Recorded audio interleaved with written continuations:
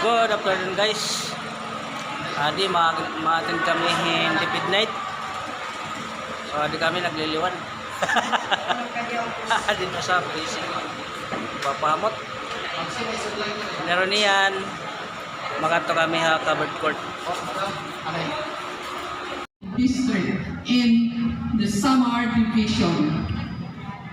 Okay, and so I would like to take also this opportunity to thank everyone, the different working group for their tireless efforts in all the preparations through the active leadership of the District Rewards and Recognition Coordinator, Ma'am Lilian Muso.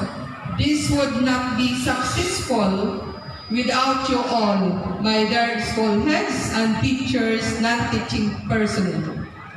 To everyone, thank you for being here today to join in the celebration of excellence.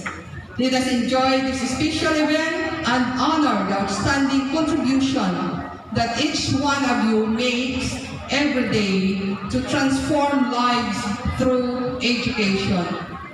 Congratulations to all of you awardees. You are truly deserving of this recognition, and we are proud of all that you have accomplished.